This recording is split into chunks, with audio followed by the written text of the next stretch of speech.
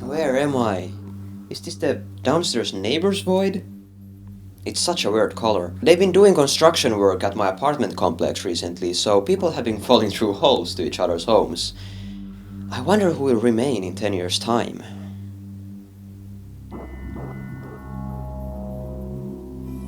Who will remain in 10 years' time? Oh, sorry, that sounded awfully bleak. I mean, which one of these will remain in 10 years' time? Game console manufacturers, I mean. Obviously.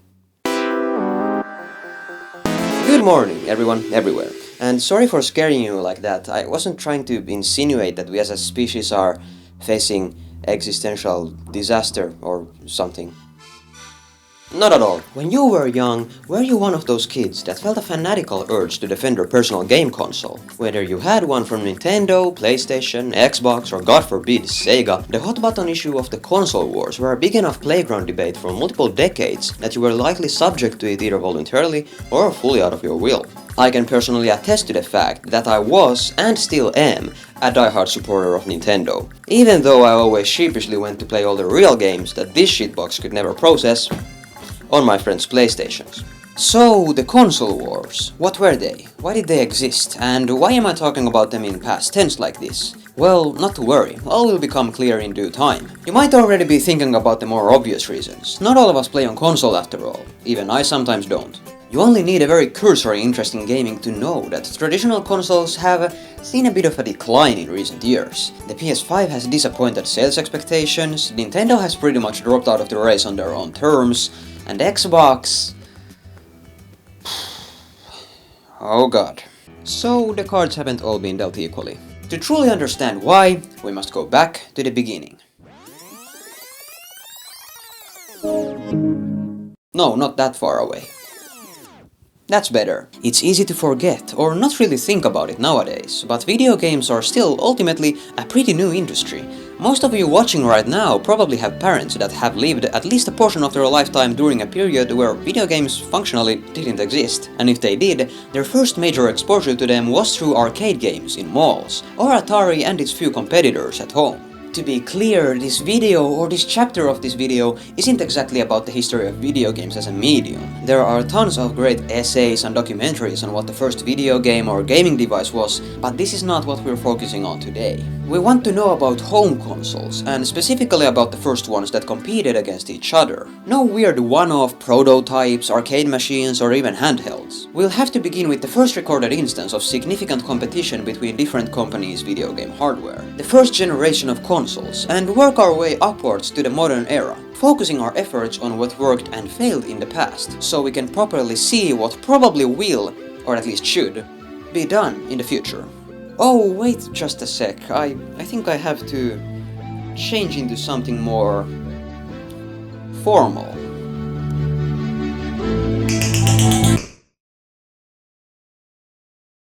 Much better.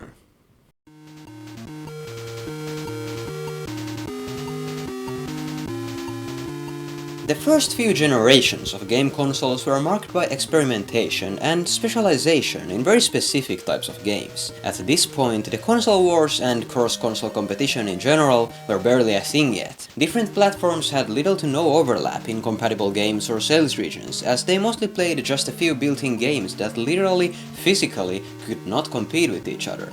Consoles like Nintendo's very first one, the Color TV game lineup, were only ever available in the company's home country of Japan. American consoles were exclusive to the United States instead, and some maybe got a release in Europe if they were lucky.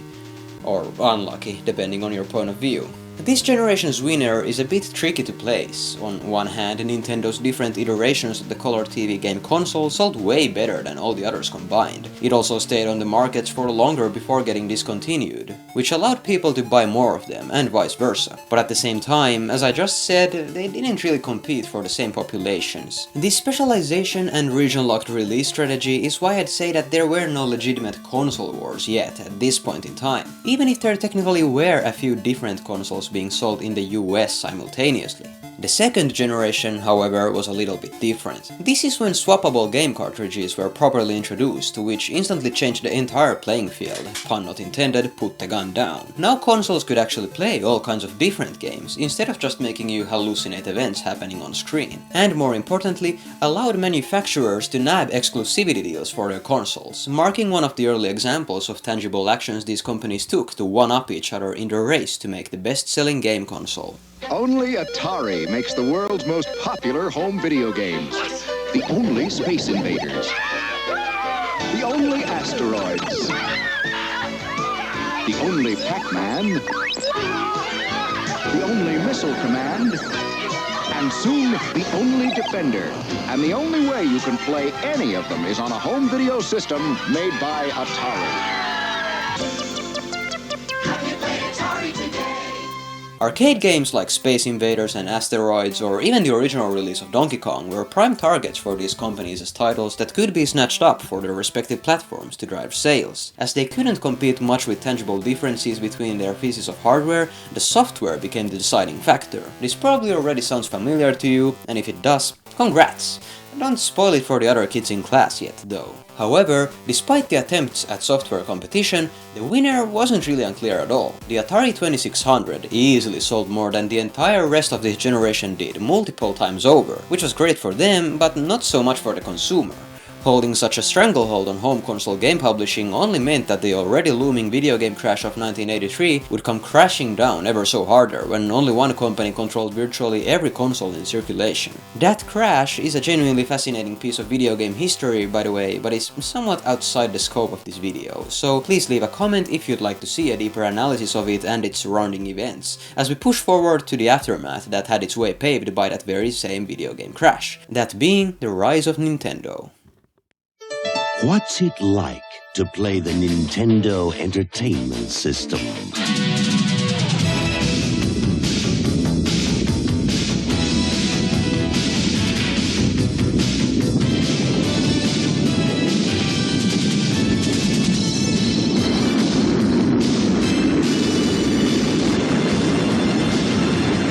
The Nintendo Entertainment System. Now you're playing with power.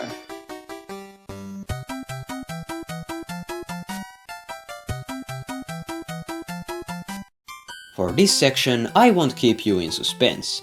Nintendo won this generation with their Famicom/Nintendo Entertainment System console, and pretty handily too. So handily you would be excused for not knowing any of the other systems' names. But what I find more interesting about this generation than its winner are the evolved sales tactics used to achieve that victory. Following the game industry's crash in '83, Nintendo understood that the Famicom would have to be redesigned for a Western audience as to not remind both consumers and investors of the horrific failure that befell the end of the Atari line of consoles and games. That's why it was called the Nintendo Entertainment System instead of a straight-up game console, and why it was bundled with all of the cute junk you only see in video game museums now. They had to obfuscate the fact that this brick of a console did, indeed, play video games. Although Nintendo has always prided itself in experimentation, even way before they were making game consoles, it's especially important to take note of the experimental marketing strategy employed with the NES. They needed to rehabilitate the bad image that gaming had accrued in the past year or two, conflating them with toys so prospective gamers could be fooled into thinking they're cool again. And it worked. They made quite a lot of sales, Nintendo became a household name for generations to come, and the competition at the time never really got even close. Except kind of the Sega Master System, which is still being produced and sold in Brazil right now, for some reason. O que está acontecendo aí, galera? Vocês sabem que tem consoles mais novos, certo?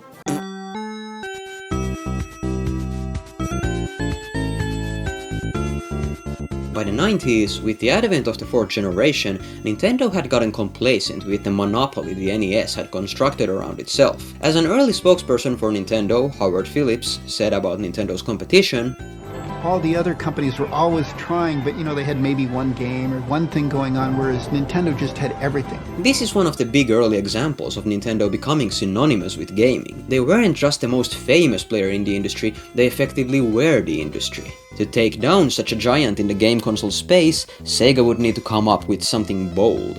So they released the Sega Genesis with a new, out-of-the-box marketing strategy. Genesis does 16-bit arcade graphics. You can't do this on Nintendo Genesis. 16-bit sports action. You can't do this on Nintendo Genesis. Does. Genesis. Does. Genesis. Does. Genesis. Does. What Nintendo? Sega had started to catch up with Nintendo in market shares, not only by having a head start in the release of the Genesis as opposed to the SNES, but by employing intense advertising of their own, this time attacking their competition directly. This was something Nintendo hadn't really needed to do in the previous generation and didn't want to do even now, as their philosophy was more oriented to keeping their head down and doing what they know to do best, assuming they don't have to address their competitors head on and that the consumers can make the right choice for themselves. The strategists at Sega of America had realized that you don't outsell a titan like Nintendo by simply having faster processors, or even by releasing your own console 2 years earlier. They needed this expert advertising method to make Nintendo's consoles uncool to own and play. Mario was slow, Sonic was fast. The SNES might have had more colors, but the Genesis had blast processing, a vaporware term that didn't actually mean anything. But most importantly, Sega just did what Nintendo wouldn't. They had a rebellious, almost punk-like feel to their branding and ads, going against the Disney-like establishment that Nintendo had built and offering an alternative that was attractive to teens and adults alike. Of course, Nintendo partly did this to themselves. Not only had they marketed the NES as a toy, they also saw it themselves as such. Video games weren't a diverse type of entertainment on their own, but just another form that toys could take. Nintendo needed its image to remain as that of a family-friendly company, with the games running on their hardware representing them every step of the way. While this was an admirable goal, this often compromised their software in a way their competition didn't have to worry about, and often played to their hands. The Sega Genesis and its advertising didn't really back Nintendo into a corner. Nintendo already was in a corner, and that corner was the play place at a McDonald's. Sega just pushed them in the ball pit. And the result was that Sega led the market in the US for multiple years, even if Nintendo did end up getting back to the top spot by the end of the generation. But for just long enough for Sony to enter the ring. Hey, plumber boy, mustache man, your worst nightmare has arrived. Pack up your stuff. I got a little surprise for you here. Check it out. What do you think about that? We got real-time, 3D, lush organic environments. How's that make you feel, buddy? Feel a little like your days are numbered? I'm gonna have to ask you to leave. You're hurting my elbow.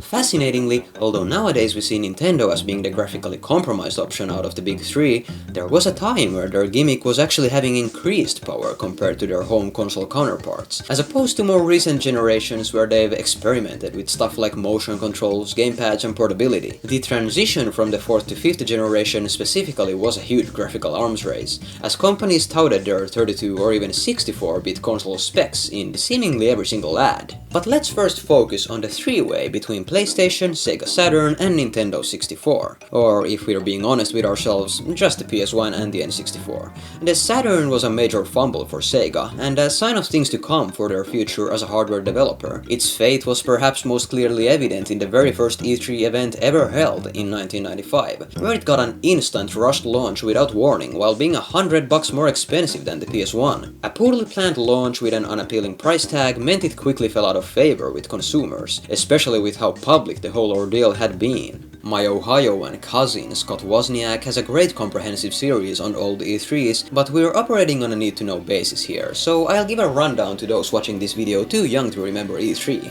God, it's basically been over 6 years since the last one.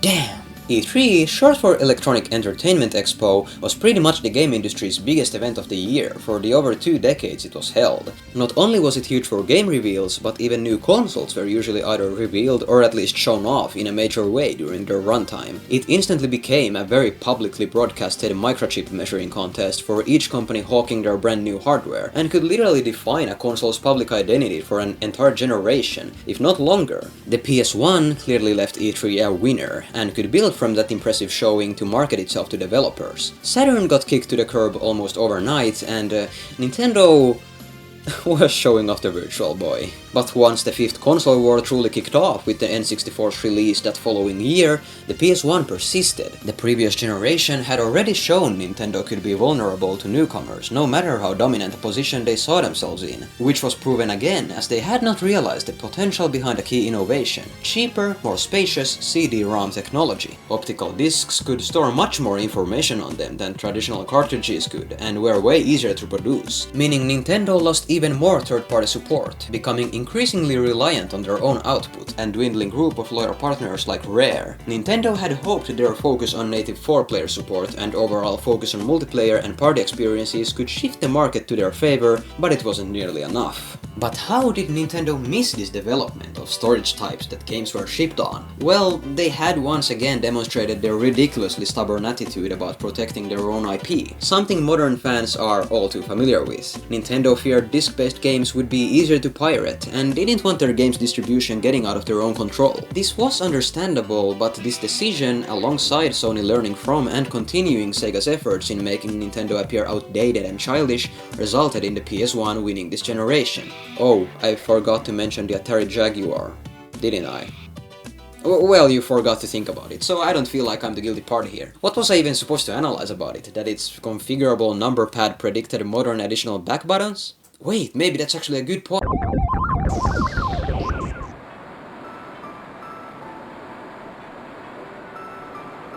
Wow. Amazing looking water. Couldn't save the Dreamcast though. The sixth generation of consoles distinguishes itself as an era of great change, with the tide shifting as the gaming industry made moves towards the status quo that we live in today. Its ripple effects are still felt in current consoles, as this was the first generation to really focus on each platform's exclusive libraries as a selling point, instead of the previous insistence on comparing graphical capability, the first to include the Xbox and its brand new online play, the best-selling generation Sony's PlayStation has ever had, before or since, the first major disappointment for Nintendo in the GameCube, and yes, the last time we saw Sega releasing a game console since they arrived at shore. You could say they were left behind and washed away. Oh, okay, I'll stop with the water puns. But it's true, Sega released their console, the Dreamcast, first, all the way back in 1998. This was already considered internally by Sega to be their final attempt to make a console, and if it would fail, that would be that. While the Dreamcast was positively unique and innovative in many ways that are still admirable today, from its unique controller that included a first-of-its-kind handheld, and online capability that actually predated the Xbox by multiple years, and even having better specific graphical capabilities than the PS2, it still lost to all of its competition in raw processing power. It was almost designed like a stopgap response to the PS1 and N64, initially releasing only 4 years after the Saturn's launch. It couldn't outsell the quickly approaching continued success of the PS2 and was unceremoniously put down. However, what's more interesting to our purposes today is the very fact that Sega doesn't make consoles at all anymore. Like, they were a genuine formidable foe in the industry, and although still having name recognition among people who make games a part of their lifestyle, they just don't have their own dedicated platform anymore. How crazy is that? Well, perhaps not that crazy, considering what is likely going to happen within the next few years. Which brings us to the Xbox. As I said, the first major game console to have online play used that fact, in lieu with its insanely popular system seller Halo, to great effect, even selling more console units than Nintendo did. As Microsoft noticed both the PlayStation's popularity and looming power equality with its PC industry, they quickly developed Xbox as a competitor against Sony's console. Note how they were designed opponents from the start, even before Nintendo split from the pack to do their own thing with the Wii. These two companies would proceed to compete for exclusivity of more mature games, and brought back the SNES's and Genesis's contest for graphical one-upsmanship.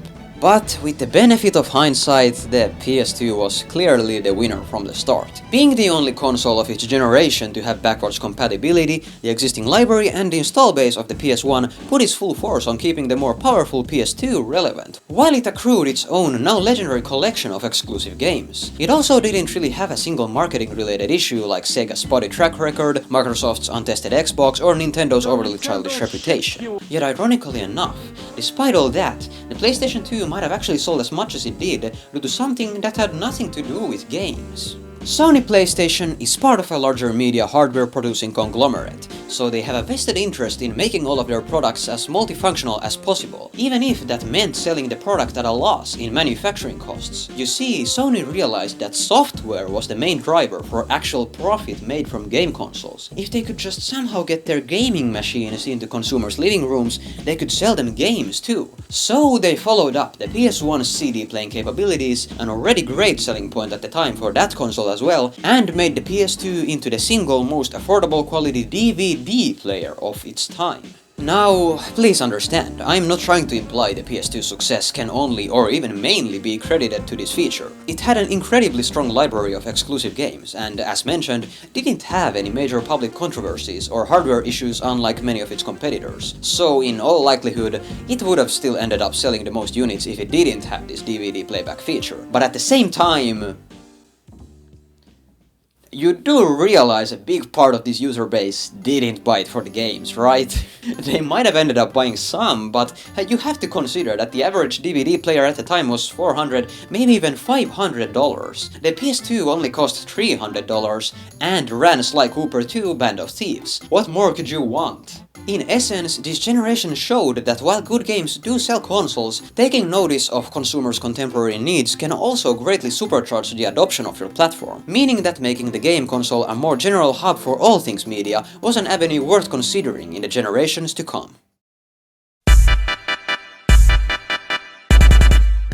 Let's switch gears. The 7th generation is the one I started with, so this is territory that I'm actually familiar with. Don't leave a comment to voice your opinion on this video if you're younger than a Nintendo DS. More specifically, I started with the Wii, as is probably apparent from my avatar. I know my hairline isn't this horrible yet, but it's the closest that the Mii Maker ever got to my usual haircut. So let me be! In this generation, the Xbox 360 was the first to release, with the PS3 and Wii releasing the following year. Microsoft had clearly wanted to have a head start on the competition this time, but it ended up biting them in their common nuts. The 360 released with a literal Wikipedia article's worth of technical issues that could never even be directly addressed for many players, with the console's overall failure rate ranging anywhere from 23 to even 54%, while the PS3's failure rate was 10% and the Wii's was less than 3%. This doesn't mean that the PS3 was off the hook though. It released in a notoriously bloated state, being physically huge, playing Blu-ray discs, having approximately 15 trillion ports of which only like 3 were necessary, and costing $600 at launch. Sure, the Blu-ray compatibility was nice, but most of that wasn't needed by the vast majority of potential buyers, so the resulting price tag ended up being infeasibly high to many people. Its internal architecture was also overly complicated, and didn't lend itself for third-party game development as easily as the Xbox 360, with that console ultimately having the stronger launch. Now, while the PS3 did end up recovering in terms of sales and exclusives, eventually passing even the 360's strong start, they both lost to someone else. Yeah, you already know what's coming. It's the reason my PNG tuber ass avatar for this section is a me. Obviously, I'm talking about the We would like to play.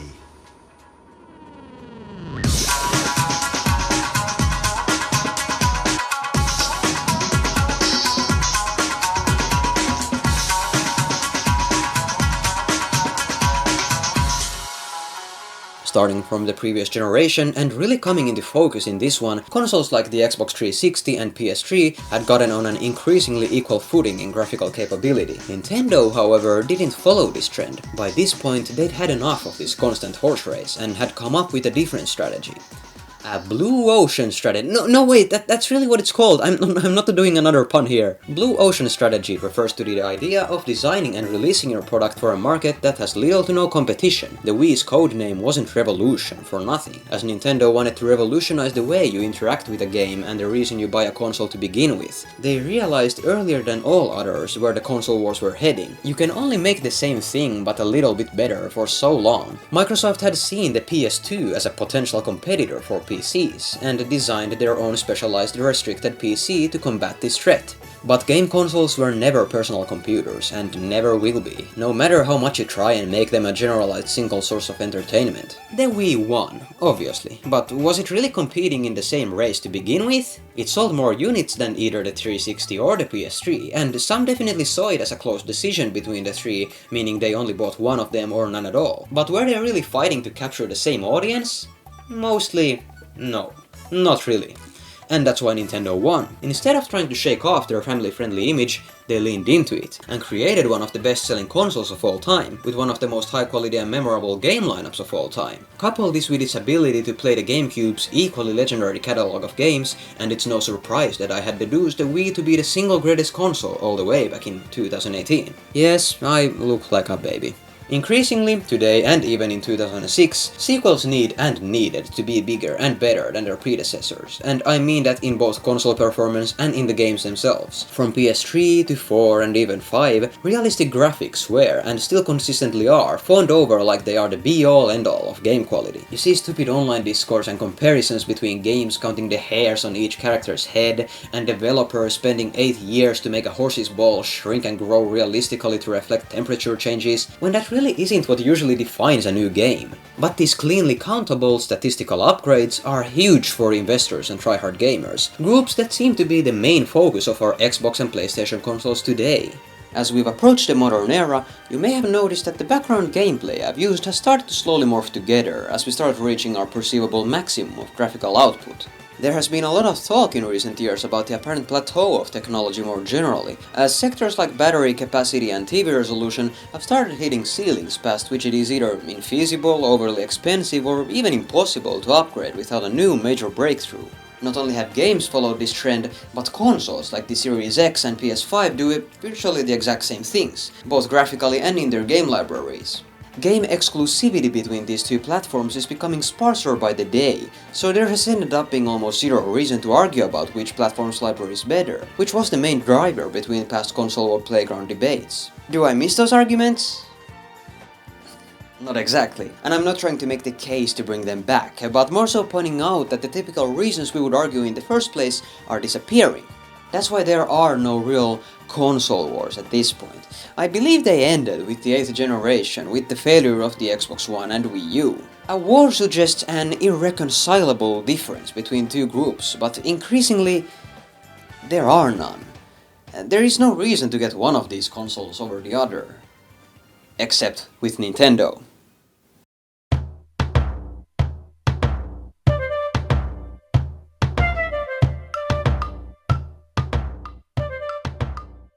Of course, consoles aren't the only part of gaming affected by this ever-accelerating Cold War performance, pricing and high-end expectations. These machines are supposed to run actual software, well, aside from the PS5 obviously. But the problem remains the same.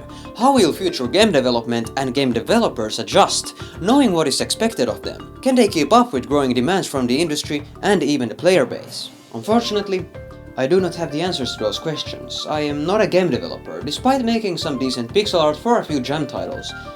If only I knew someone with actual experience with programming, game development and literal years of studies.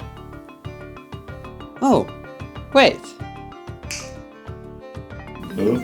Kekis, welcome. You're definitely the person I was trying to transport in here. I was just talking out my ass about the expectations of game development getting out of hand, so I had to call you for help.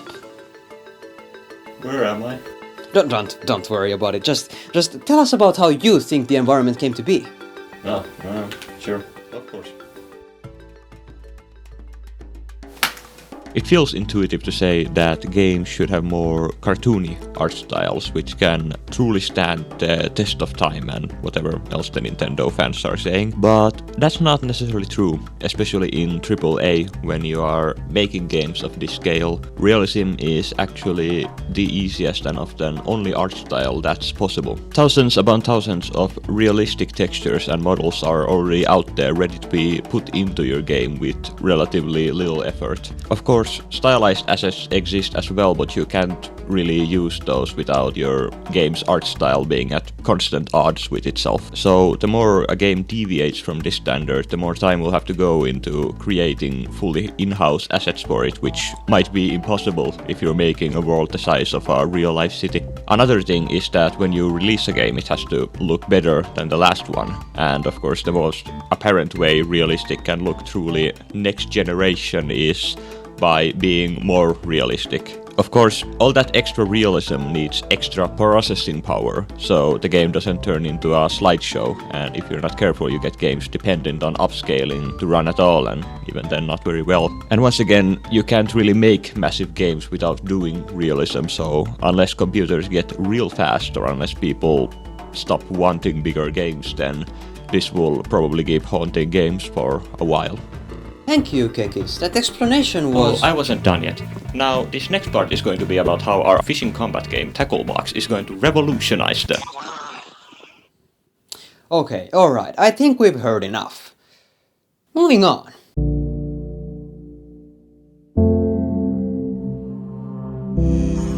With everything we've discussed here today, would I say that the console wars were good?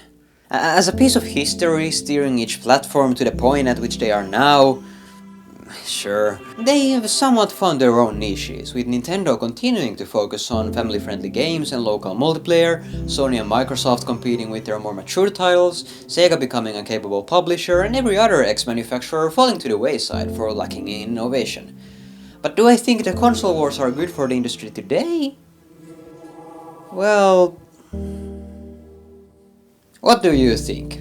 Jokes aside, yeah, as the video title suggests, I don't think the console wars are very fruitful at this point. And there are multiple reasons for this. First, PlayStation kind of won? I mean, do you see anyone ever using a Series X? Microsoft has really shifted focus from offering their own gaming hardware and have started their own initially uncontested concept of Game Pass, a Netflix-like subscription service born from and previously tied to their console online subscription. Sony and Nintendo have their different versions of this idea, but Microsoft's really pushed it hard since they started the trend, even making it available on multiple different platforms and getting into game streaming as a service too. For an amount of money, Game Pass offers players over 500 titles, including even some day one releases, without having to buy each and every game outright, theoretically saving you money. This can certainly be an option to some players who have a lot of time on their hands, or at least enough time to make it worth paying a constant $30 a month, though I'm personally not very attracted to this deal. The older I've gotten, the busier life has become, and I just don't find it that feasible to play enough to make this budget option actually worth it, either on Game Pass or the more affordable PS Plus for that matter. Also, call me old-fashioned, but I've always preferred owning my games, or at least having them downloaded permanently to my system from a storefront like Steam or the eShop. Obviously digital games have problems of their own when it comes to delisting and DRM and all that sort of chicanery. I know I only own a license to play them. Shut up, Kekis! But at least there is some sense of ownership and permanence there. Furthermore, the Xbox brand always had a bit of an issue when it came to having its own identity and exclusives. Aside from a select few constant heavy hitters like Halo, Gears of War and Forza, Xbox never really felt like they had their own world made up of dozens of unique first-party franchises like Nintendo and even Sony did. However, Sony is starting to slip up with this too. Have you noticed how franchises like Jak and Daxter, Sly Cooper, Parappa the Rapper, Little Big Planet, and even Ratchet & Clank and Crash Bandicoot have essentially disappeared from the PlayStation lineup? Aside from Rift Apart and Crash 4, which aren't even exclusive anymore by the way, none of these beloved, more family-oriented franchises have seen a single sequel in the last decade and a half. They've only gotten remasters or legacy collections. This, I think, is for a clear reason. Sony has focused more and more on making ever more realistic and mature titles for their platform, which has diluted the diversity of genres on offer, and as Kekis just exhaustively explained, that is completely understandable, as hyper-realistic games can actually be easier to develop. However, I fear this has started a death spiral for both the PlayStation and the Xbox. As consoles must be bigger and better, they become more expensive. And as games must be bigger and better, they become much slower to develop. They're good games, sure, and are prettier than ever, but at what cost?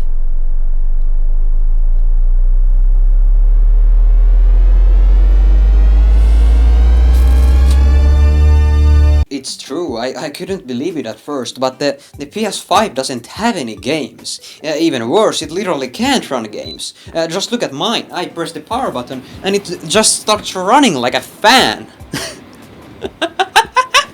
Classic franchises don't sell consoles anymore. Huge individual games do. A generation like the PS5 can go through its entire lifespan with only a single new game in a franchise, if even that. Take God of War, for example. While both the PS2 and 3 had 2 major God of War games, fans on PS4 had to wait through 5 years of the console's lifespan to get a single game. And when that one finally got a sequel on PS5, it had to also be developed for and released on the PS4. It doesn't make sense to restrict PS5 games like Elden Ring or Resident Evil 4's remake as exclusives to the newer platform if developers find they can still run on the PS4 as well.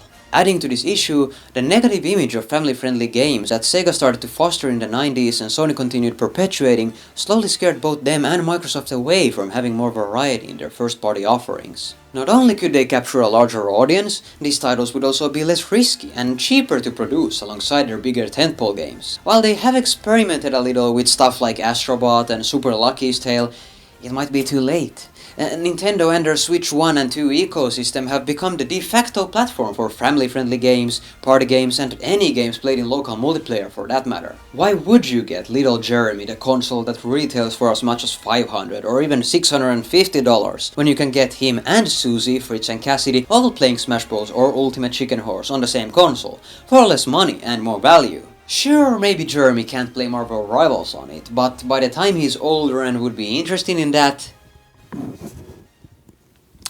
he can get a PC.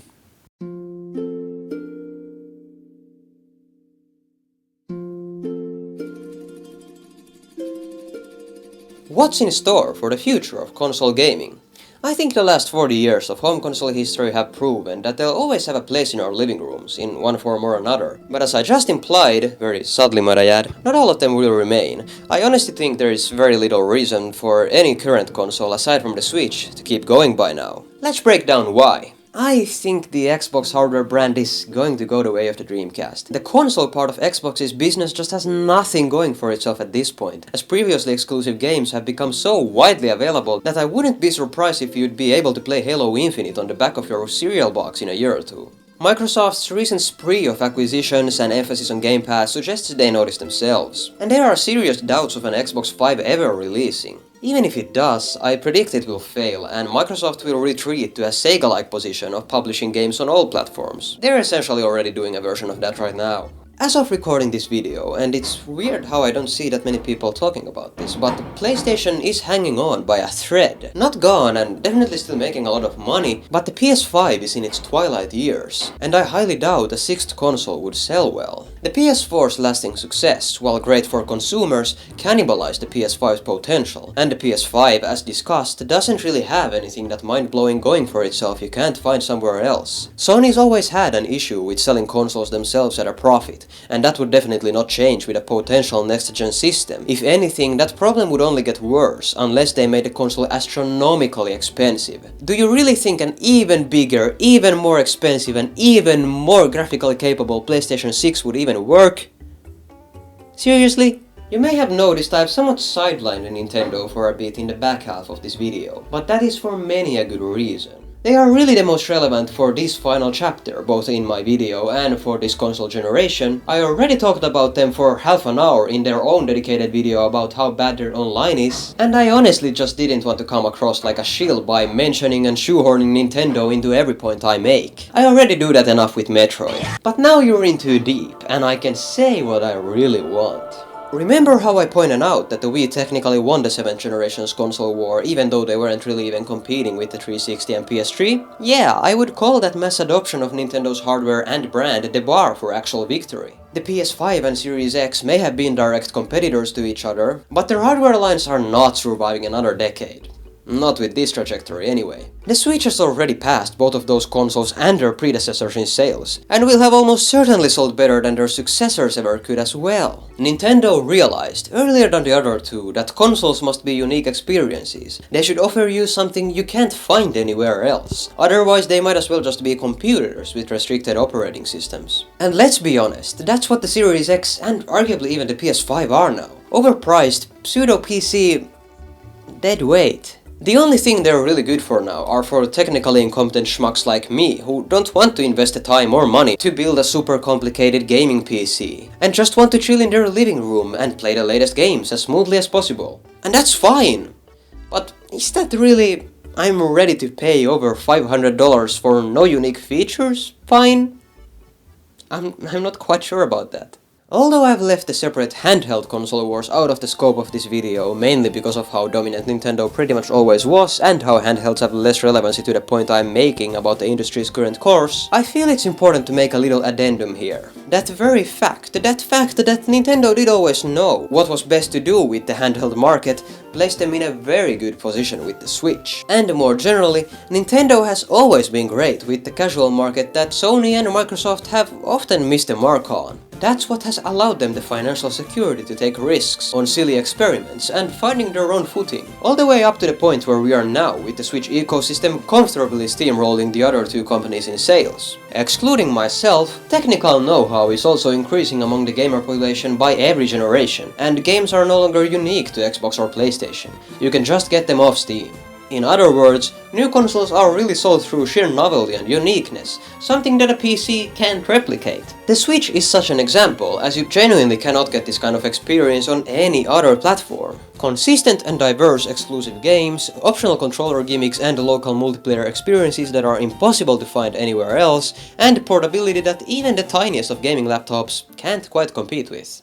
Sony and Microsoft won't make a Nintendo-style left-field turn at this moment in time. They played their cards years ago, and now we're here. PCs obviously still have their place in gaming too, and have recently become more relevant than ever to this discussion with the surprise announcement of the Steam Machine, a console PC hybrid by Valve that was literally revealed while I was finishing this script. And it fits my predictions of future adaptive hybrid consoles pretty much perfectly. The Steam Machine is a simple, comfortable console experience you can enjoy on the big screen, with a shared ecosystem including handheld, VR and PC compatibility that is laser focused on making it as easy as possible for the average consumer to learn and use. It is perfect for casual play with its specialized user interface and verified game support, while also being an actual computer you can tinker with if you're interested about those sorts of things. And perhaps most importantly, it has games.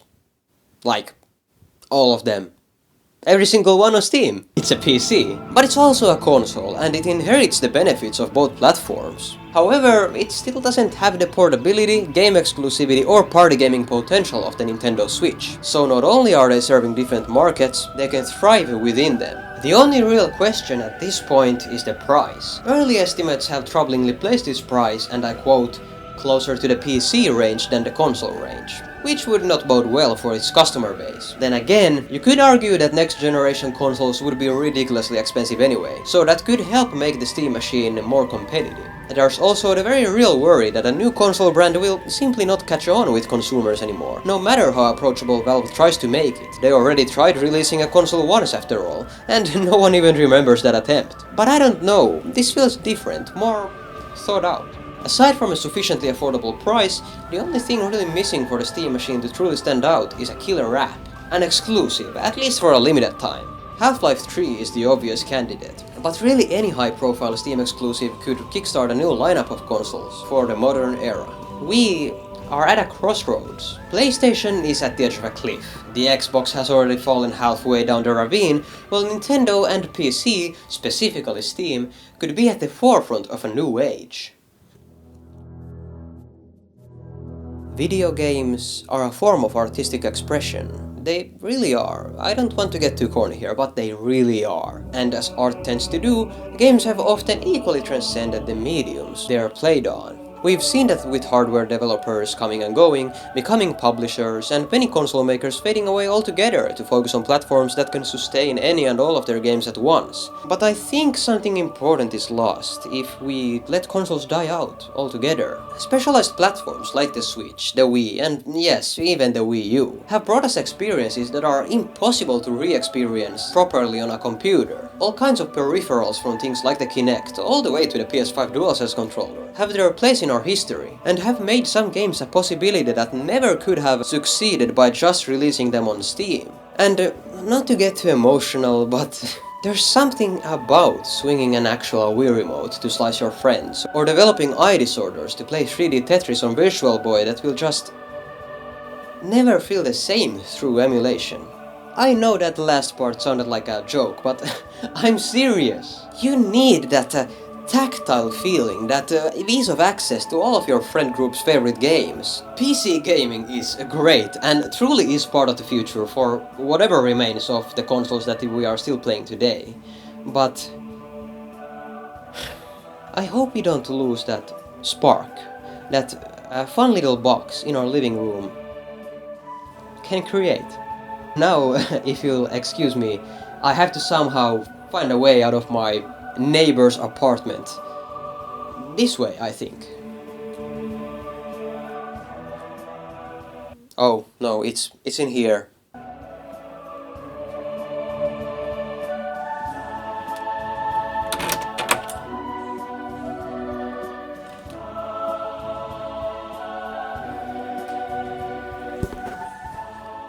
Oh, and good night, everyone, everywhere.